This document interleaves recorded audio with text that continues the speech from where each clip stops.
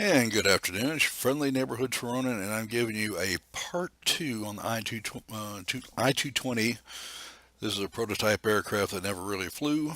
Well, it flew, but it never went into production because the Soviet Union didn't have a whole lot of use for spending time on production on aircraft that it didn't need.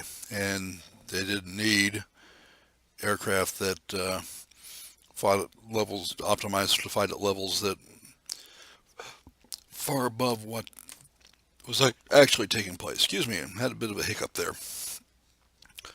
Okay, this is a totally upgraded um, aircraft. And in the previous video, I showed you what I could do against primarily um, Tier 6 aircraft on the plateau map. Well, there was me and three other fighters.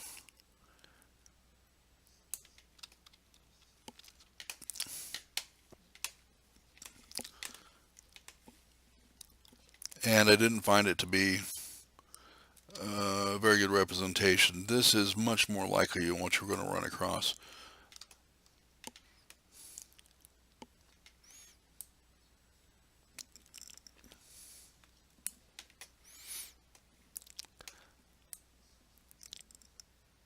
This is the Alpine map where Tier 7 fighters spend a lot of time.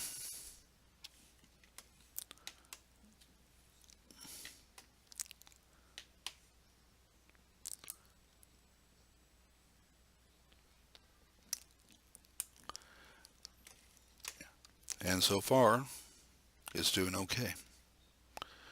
You got 8 seconds of boost on this, which makes a difference. You have really effective armament, which is something that I'm still not convinced is all that great on the BF-109G. You've got decent maneuverability, though it's not a turn and burn fighter, and it's about 200 maneuver points short of being a good turn and burn fighter. But it's got really effective gunpowder. The guns overheat, as all 20 millimeters do in this game. That's lovely. I mean, really nice, but so what, right? But the guns fire rapidly enough to give you a uh, good feedback on when you're hitting and when you're not. Again, something that was very much missing in the BF-109G. So far, I'm enjoying this aircraft more at the um, level of upgrade that it is at.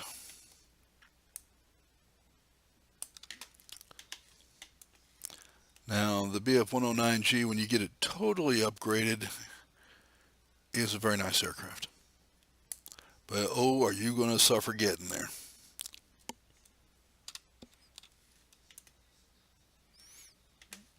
Okay. Now, this particular ground attack aircraft has some really good uh, rear armament. And I notice that we've got planes coming in behind us, and I don't want to be around for that. So we're going to get out of his way, let my teammates take him apart, and he does come apart.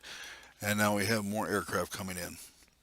Okay, so this ME 265, 365, I'm having a hard time. Partially colorblind.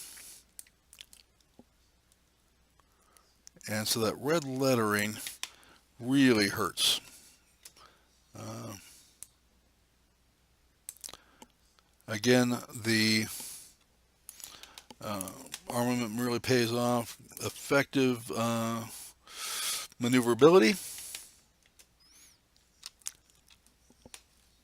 And we're really making the enemy pay for it.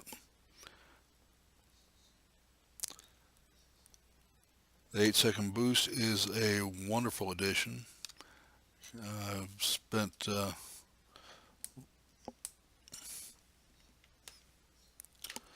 far too long in aircraft without that 8-second boost, so man do I miss it. Favorite thing on the P-51 I think is that 12-second boost. Well, with a good armament and all the things I'm talking about here, but this actually has a good range on his guns and better firepower.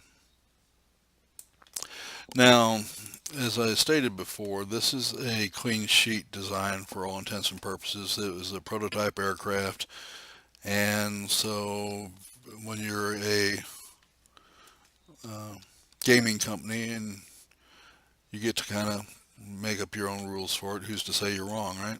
And that's a wonderful place to be in, except if you're a real historian, and then you might have some further issues. But this is an arcade game. It's not a hard sim. There are those out there, some of which will make you think that you actually are climbing in a cockpit. They are so realistic, but they are extremely difficult to use too. And there's a lot of things that I love about this game, and the fact that it's not so hard to aim and it's not so hard to get kills in it. Um, I just find it very enjoyable. And as long as you don't get ultra competitive about it, you shouldn't. You should be able to enjoy the game. Okay, we have lots and lots of aircraft coming in here.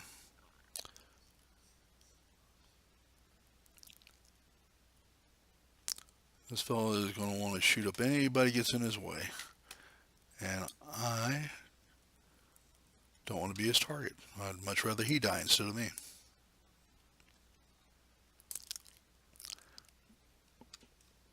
Okay. Another target coming in behind me is 265 again, and we've seen those.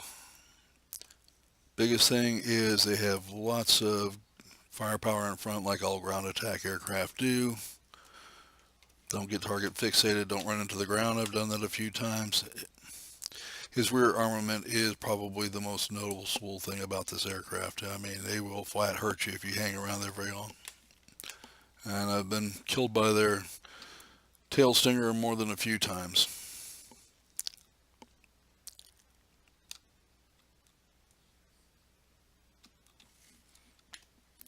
.265 again, man.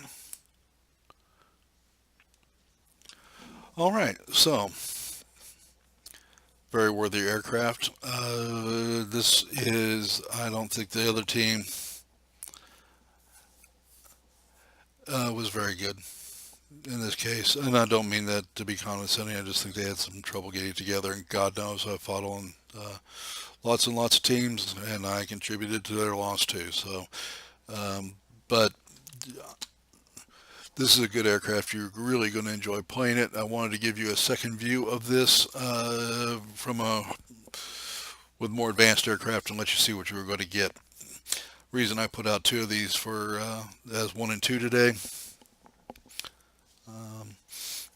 We'll give you a more complete view. And there you go. Altitude performance as it sits right now is 6890. Maneuverability is 800. Airspeed 675. Gun armaments 364, and survivability is 260. And we didn't do bad. Now I fought against harder teams, and that's going to affect this somewhat. But this is an unmodified I-220. It's pretty impressive. Got to tell you. I've only played this a couple of times. Got it the other day. And I wanted to give it a try out, and I didn't think the Tier 6 map was very indicative of what you were going to face with it, but played well, and with his gun armament, and I would not spend as much time on low altitude as I did, but I kept getting drugged down there because of non-ending waves of GA fighters. It's very effective, very, very effective. I think you'll enjoy playing it. And we're going to wrap this up. Again, I want to thank you for spending some time with me today. And I wanted to give you a very complete view of what you can expect when you buy this fighter. And we'll do a further review either mid-tier. We're definitely going to do a review of this at the full upgrade. And we may do one mid-tier with just the guns and maybe the airframe upgrade.